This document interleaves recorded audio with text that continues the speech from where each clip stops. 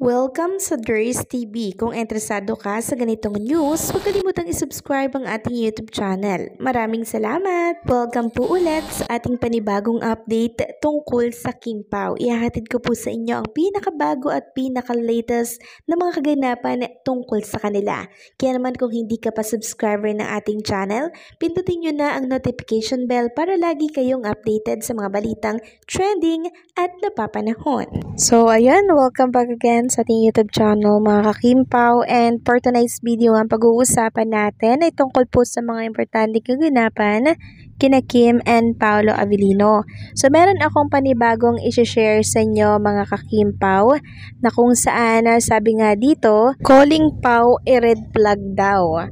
What is the basis for the alleged red flag? Is it because of what he said in a promo? Guessing that he is not yet whole. Is that it? Marami po kasi mga Kim Pao na nagsasabi na red flag nga itong si Paolo kay Chinita Princess dahil doon sa sinabi ni Paolo na hindi pa nga siya buo. No? So yan po yung pinanggagalingan ng tampo ng ilang mga so-called fans. So sabi dito, number 1, who are you to judge Pao? Do you know him personally? Number 2, who are you to make decision for Kim because you love her as a fan? Number 3, why assume that Pao is the only one that is not yet whole? Albeit it has been a year or so, remember, Kim also just came from a 12-year relationship. Number 4, keyword, promo. Waiting to be a whole before settling down is a personal fulfillment. Making sure that you'll be able to give yourself to your partner 100%. If that is not screaming green flag, then I don't know what is. Plus, did Pao is anyway said he will never be whole? Mind you, he might already be whole now. We will never know because we are not part of that relationship. We are mere spectators. We do not have the right to dictate what they need to do no matter how much we adore and love them both. It's so easy to pass on judgment when you do not know the real story and you're not part of the relationship.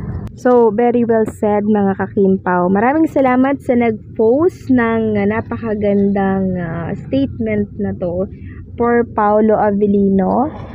Credit kay Olga, no? Pakipollow na lamang po sa kanyang X account. Dito po yan sa X, Mighty4PH. So, on point po yung sinabi nitong si Olga, no?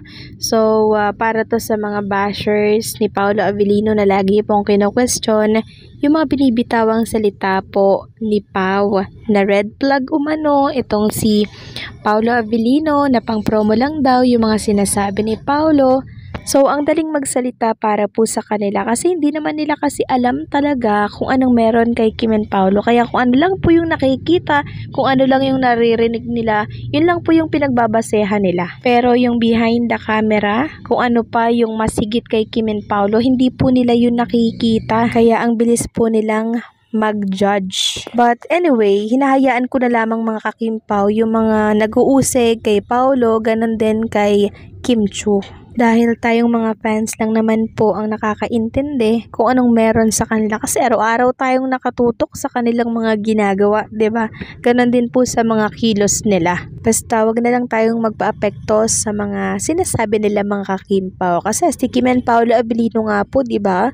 Hindi na lang nila pinapansin yung mga ganyan. Deadman na lang sila. Kaya tayo dapat ganon din kay Kim and Paolo Avellino. Deadma sa mga nega. Next topic naman, pag-usapan natin itong ibinuking po ng isang executive ng ABS-CBN na ang sikat na couple daw mga ka-Kim Pao ay magbabakasyon. So, binuking na po yung magiging plano ng sikat na couple na to or love team mga ka-Kim Pao. So, sino kaya ang tinutukoy nitong si Mr. Carlo Katigbak sa kanyang naging post dito sa X? So, ito po yung naging post niya mga ka-Kim Pao. Hayaan nyo pong basahin ko ito sa inyo. I'm sure nabasa nyo na din po ito sa mga social media account, pero layunin lang naman natin na maibahagi lahat ito sa mga tagapakinig natin kasi malay mo merong mga hindi nakabasa nito, 'di ba? So dito i-update natin. So shinare po ito ng isang fan account dito po sa Facebook, no, credit kay Kim Pao Unstoppable. Sabi dito ng account ni Mr. Carlo Katigbak sa X, a popular love team is going on a vacation together. And no, it's not fan service or part of any promotion. This is a privately planned getaway just for the two of them. So, sino kaya ang tinutukoy na popular love team? May naiisip ba kayo mga Kimpaw? Kasi ako parang feeling ko si Kim and Paolo Avellino yung kanyang tinutukoy sa naturang post niya dito po sa X. Kayo ba mga Kimpaw?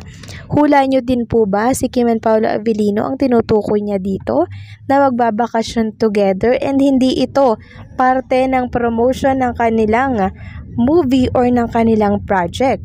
So, hindi na ako magtataka mga Kimpaw kung si Kim and Paolo Avellino po ang tinutukoy dito kasi sanay na naman tayo lagi, 'di ba? Na ganito po si Kim and Paolo Avellino. Madalas nang ginagawa nila off-cam, hindi na po parte 'yon ng kanilang project, 'di ba? Pero kitang-kita natin yung genuine nilang dalawa, hindi po pang promo.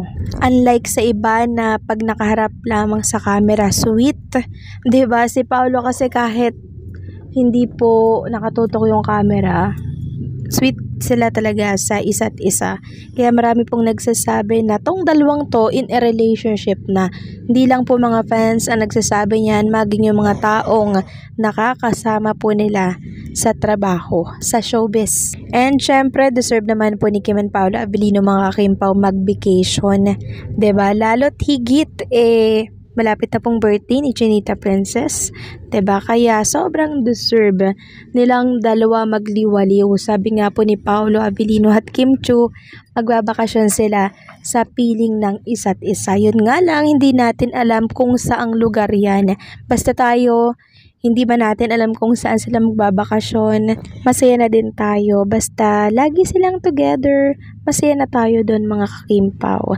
Alam naman natin na gusto po ni Paolo Avellino ay pribadong buhay. Hindi po siya yung social media na bawat galaw ipopost, 'di ba? Ganun po kasi si Paolo, private na tao. Sabi nga niya, privacy is power. Kaya naman kung ano lang po ang sinishare ni Kim and Paolo Avellino ay makontento na lang at maging masaya tayo dito. So, paano mga Kimpaw? Hanggang dito na lamang po ulit ang ating update. Maraming salamat po sa patuloy na pagsuporta.